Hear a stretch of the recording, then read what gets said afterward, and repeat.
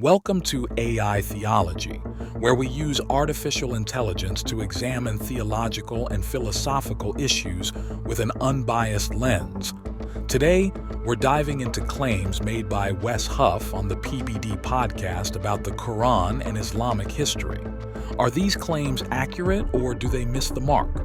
Join us as we fact-check each statement and uncover the truth, one claim at a time. Okay, so the Quran is interesting in that when you come to it, especially if you're a Christian and you're expecting things to be chronological, and when you open up a Bible, Genesis... Structured. Right, Genesis says, in the beginning, and that's in the beginning, and by the time you get to the end, Revelation is the end, right? The Quran is structured differently in that the biggest chapters are at the beginning and the smallest chapters are at the end. So there's 114 surahs or chapters in the Quran, and the way that it's been put together and structured is very, very different than something like the Bible, in that it's not in a narrative theme or a chronological theme, but it's on the basis of the chapters. And there are various reasons for that. Now, let's address the claim about the Qur'an's structure not being chronological or narrative-driven like the Bible. It's true that the Qur'an is not arranged in chronological order of revelation. Instead, it is divided into 114 chapters called surahs, which are primarily ordered by length. Longer chapters come first, with shorter ones toward the end. This structure can seem non-linear to readers unfamiliar with its purpose. Unlike the Bible, which often follows a chronological and narrative style, especially in the Old Testament recounting Israelite history, or the New Testament's sequential portrayal of Jesus' life. The Quran shifts between themes within a single chapter. It addresses theology, law, ethics, history, and eschatology in a way designed to provoke reflection, not to tell a continuous story. But why is it structured this way? The Quran's primary purpose is to guide believers, not recount historical events. Its verses serve as divine instructions and spiritual reflections. Historical narratives, like the story of Moses and Pharaoh, are included to emphasize moral and theological lessons rather than provide detailed historical accounts. Despite its apparent disjointedness, the Quran has a deep thematic unity. Seemingly unrelated sections are interconnected at a deeper level, creating a tapestry of guidance and reflection. The Quran's structure is viewed as part of its divine nature, facilitating memorization and universal relevance. Critics may highlight its non-linear style as a contrast to the Bible, but this comparison misses the Quran's oral and didactic purpose. The Quran's structure reflects its function as a guide for believers, offering thematic, spiritual, and legal teachings rather than following a narrative-driven or chronological format like the Bible. Let's now explore the Quran's thematic unity, focusing on the story of Moses, Musa, and Pharaoh. This story is recounted in multiple chapters, each highlighting different aspects of the narrative to teach distinct lessons. For example, in Surah Al-Qasas, chapter 28, the focus is on Moses' early life, his miraculous survival as an infant and upbringing in Pharaoh's palace. This chapter emphasizes Allah's control over events and his protection of the righteous. In Surah Taha, chapter 20, the emphasis shifts to Moses' prophetic mission. We see his initial hesitation, his fear of Pharaoh's power, and the reassurance provided by Allah. This chapter teaches the importance of trusting Allah when facing overwhelming challenges. Then, in Surah Ash-Shu'ara, chapter 26, we find a detailed retelling of the confrontation between Moses and Pharaoh. The narrative focuses on Moses' arguments, Pharaoh's arrogance, and the ultimate triumph of truth over falsehood. Finally, in Surah Yunus, chapter 10, the story concludes with Pharaoh and his army being drowned. The chapter emphasizes the consequences of arrogance and disbelief, reminding readers of Allah's ultimate justice. Although these accounts appear scattered across the Qur'an, they contribute to a unified message. 1. Allah's divine control and justice. From Moses' survival to Pharaoh's downfall, the stories highlight Allah's power and wisdom. 2. Prophetic struggles. Moses' perseverance resonates with Muhammad's challenges, offering inspiration to believers. 3. Warnings for tyrants and disbelievers. Pharaoh's arrogance serves as a timeless warning for those who oppose truth and justice. 4. Encouragement for believers. Moses' eventual victory reassures believers that patience and faith will lead to success. Interestingly, the placement of these stories aligns with the historical context of Revelation. For example, in early Meccan chapters, Moses' story comforts Muhammad and his followers during times of persecution. Later, in Medinan chapters, it reinforces Allah's laws and justice.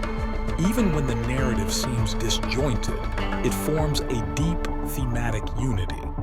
By revisiting stories with different emphases, the Qur'an creates a holistic tapestry of guidance and reflection. This interconnectedness, despite its non-linear structure, is seen as a hallmark of divine wisdom. Reasons for that in terms of the overall way that the Qur'an eventually got codified. Because during Muhammad's lifetime, the Qur'an was oral. And actually there was a hesitancy after Muhammad died in 632, I believe it was. Muhammad dies. I could be wrong on that date. I'm just going off the top of my head.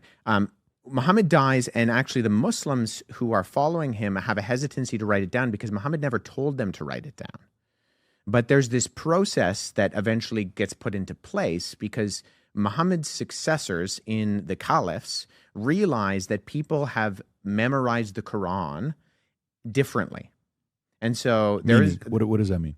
Memorize the Quran differently? Yeah. So you had these individuals who were following Muhammad around and they were memorizing everything he was saying.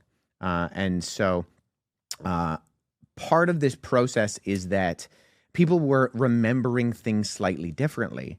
And I believe it was so Abu Bakr, who I think is the second rightly guided caliph in the succession after Muhammad, he's the person who starts the process of kind of bringing together all of these recitations of the Quran, and then that's finalized under a later caliph by the name of Uthman. And Uthman, I think when they come to Abu Bakr, the statement literally that they say is, "Save us before we differ like the Christians and the Jews before us." And that they saw that there were some things that the Christians and the Jews were disagreeing on between their written texts, and they didn't want that to happen with the Quran.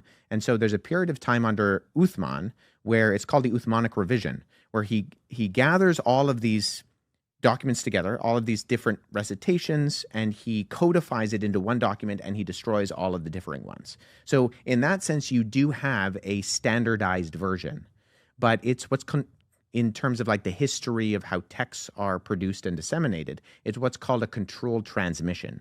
It's essentially a government oversight of it, right? So the great thing about having only one version is that you don't have any disagreements, but if you only have one version, you have to trust that the guy who compiled that one version got it right. And there were actually companions of Muhammad within the oral or within the traditional sources of Islamic literature called the Hadith, that talk about the fact that there were particular individuals who were very close to Muhammad during his lifetime who did not want to give their Quran kind of versions to Uthman because they knew that theirs was going to differ with Uthman's and he would probably destroy it. And so you have these are not, controversial in the sense that these are part of the traditional Islamic sources in the Hadith.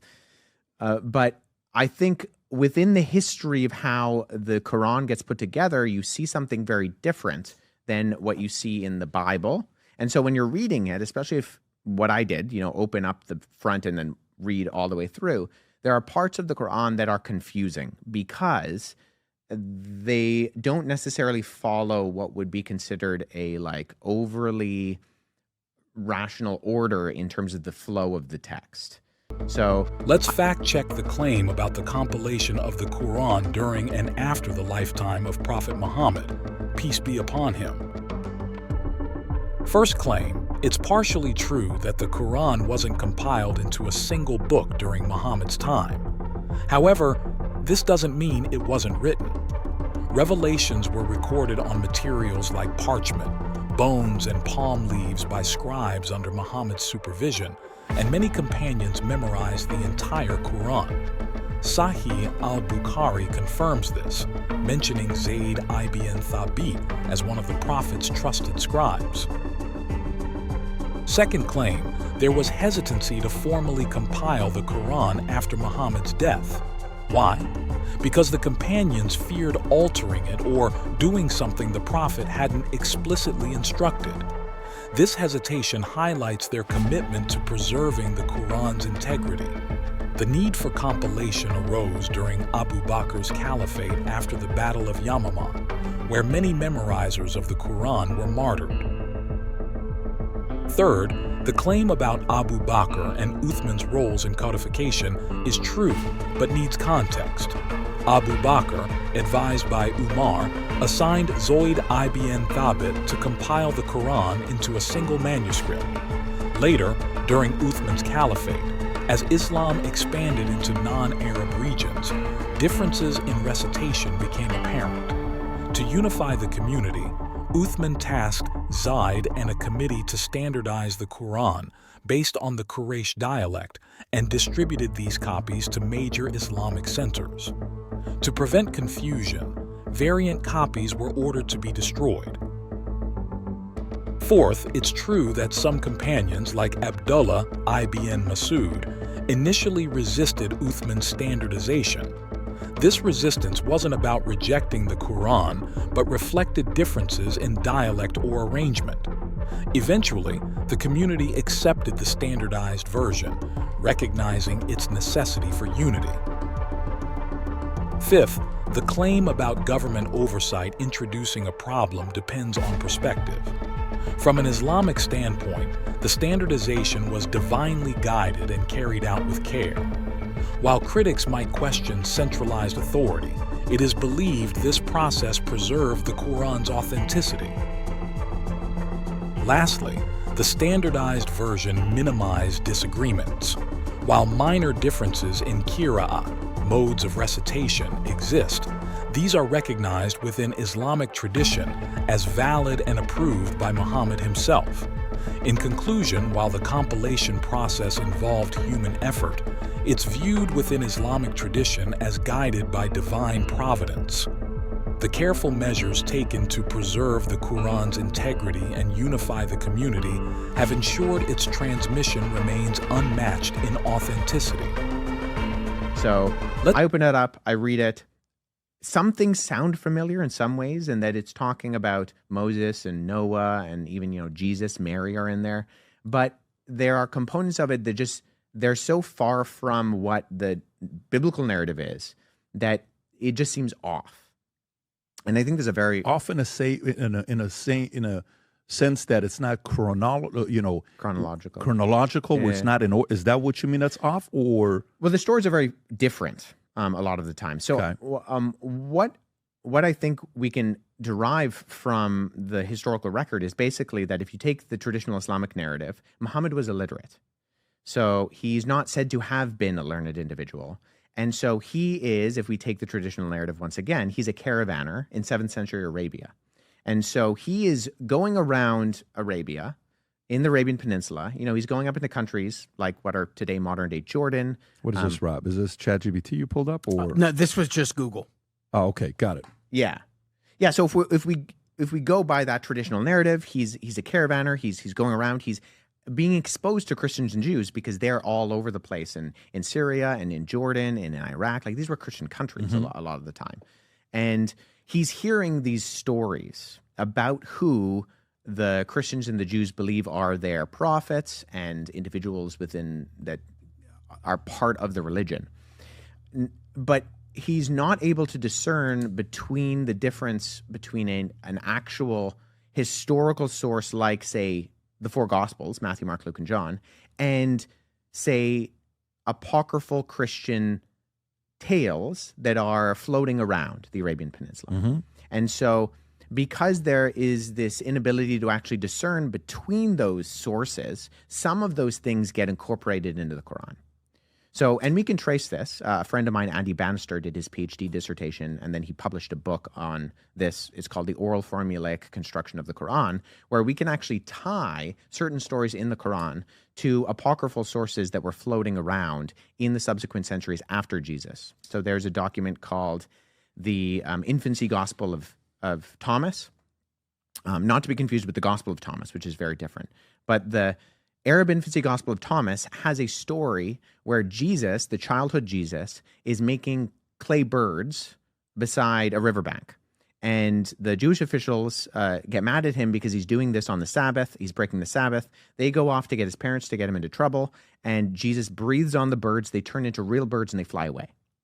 So this is an apocryphal story. It comes centuries after the actual historical Jesus. It has no historical ties to the historical Jesus, but it's a popular story that's being incorporated into this infancy narrative. In the Quran. So the Quran adopts it. So we can trace it to the Infancy Gospel of Thomas and then later Arab Infancy Gospel of Thomas. The Quran borrows it and incorporates it, but we know that it's not an actual historical story of Jesus. So when I say that there were stories that they're familiar. So what's your point with that?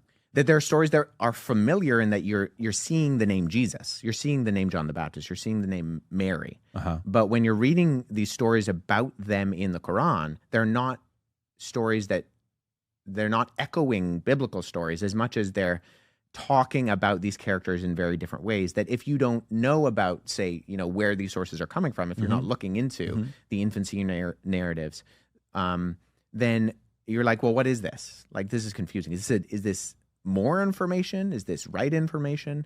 And so now later in life, in my formal education, digging into some of those things and figuring out, okay, well, here's how we trace those sources. Here's the paper trail. Here's how we can connect those dots between where potentially the author of the Quran was actually getting them from. That's when I did a lot of that legwork. But originally, I was reading the Quran, and I found it unusual, but I also found it did not accurately reflect things that... Let's address the claim that the Quran presents biblical stories differently and examine whether this poses a problem for the Quran's authenticity.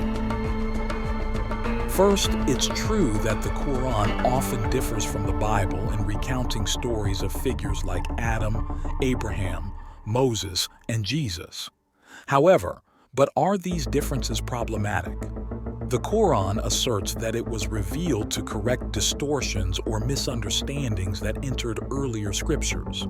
For example, regarding Jesus, the Qur'an 4:171 emphasizes his prophetic role and denies his divinity, aligning with Islamic theology.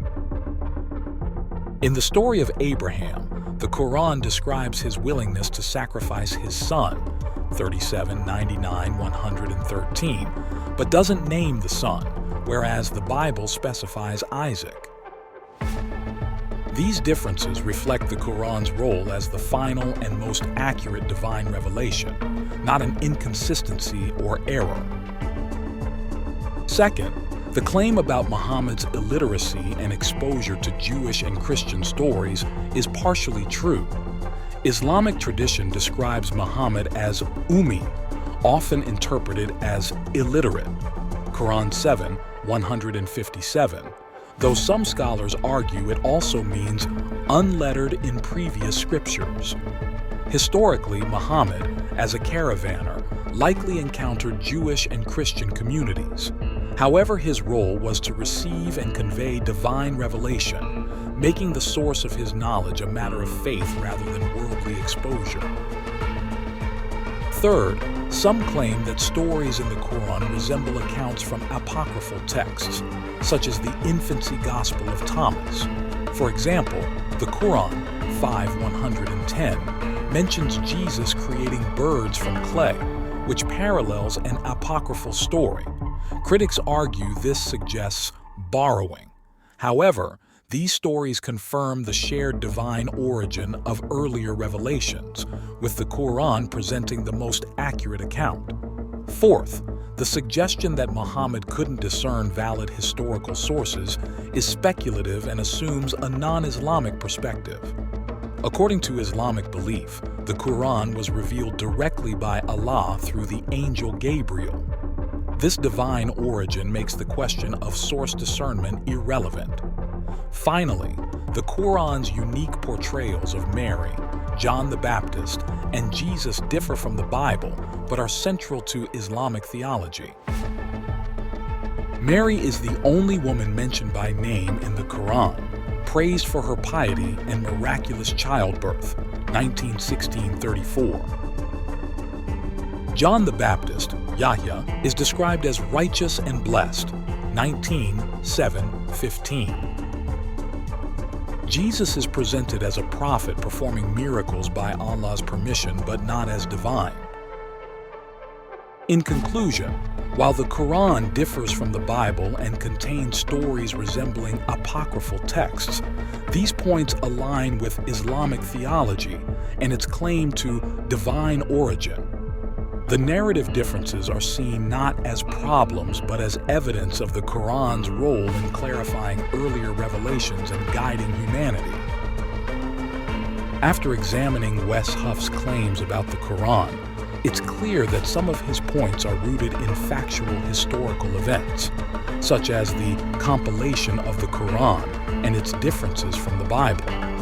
However, many of his conclusions rely on speculation and a Christian bias that seeks to invalidate the Qur'an's reliability without considering its own theological framework or context. This highlights the importance of approaching interfaith discussions with a fair methodology that evaluates each text on its own terms rather than through the lens of preconceived beliefs. Thank you for joining us on AI Theology, where we use artificial intelligence to fact-check, analyze, and explore theological claims from a neutral perspective. If you found this video insightful, please like, share, and subscribe for more thought-provoking content.